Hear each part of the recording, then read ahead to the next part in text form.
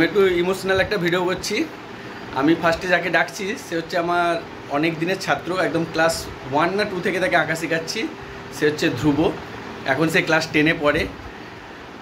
এই বছর teachers day মনে হচ্ছে আমার সঙ্গে তার লাস্ট, আমার মনে হচ্ছে, হয়তো সে থাকবে আমি জানি না, শেষ নয়, এই তো শুরু।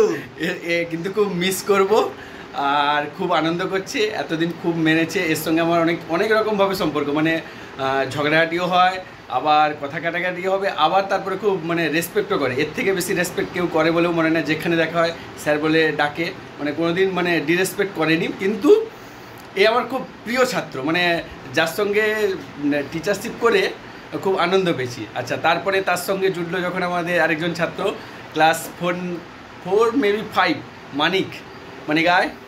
এই হচ্ছে মানিক, এও আমার অনেক ছোটো, এও ক্লাস 10-এ পড়ে। এও সেম, মনে হচ্ছে মানে লাস্ট হতে পারে। খুব মানে আমার কষ্ট হচ্ছে দুজন, জানি না সেটা হয়তো হলে ভালো, তবে আমি ওই জন্য আর কি মানে একটু ভিডিওটা করলাম। তো এরা আমার খুব প্রিয় ছাত্র। আর এবার আমি বাদবাকি সবাইকে ডেকে নেবো যারা ছোটো থেকে আছে, কিন্তু এখন কন্টিনিউ থাকবে। মোনালি মানায়, এ হচ্ছে আমার আরেকটা সোনামানা।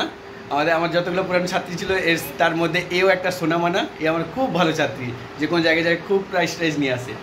আর চলে রূপল, এ তো একদম ছোটকা থেকে, এও একদম পুচকু থেকে এখন আমার থেকে বেশি লম্বা হয়ে গেছে। এও খুব ভালো ছাত্র। সায়ন এখন রানিং আছে, চলছে, এখন থাকবে সায়ন। আর সরুনীল এরা সব ছোটো ছোটো ছাত্র আমার, এরা আছে অনেকদিন ধরে, এখন এদের সঙ্গে চলবে। শ্রীনিধ এইটা হচ্ছে আমার পুরো টিম। এটা হচ্ছে আমার পুরো টিম। এইটা শুক্রবারের ব্যাচ, যে ব্যাচের ডেট কোনোদিনও চেঞ্জ হয়নি, এই টাইমটাতেই বরাবর হয়ে আসছে, ঠিক তো? একদম। চলো, bye bye, happy teachers day. Thank you.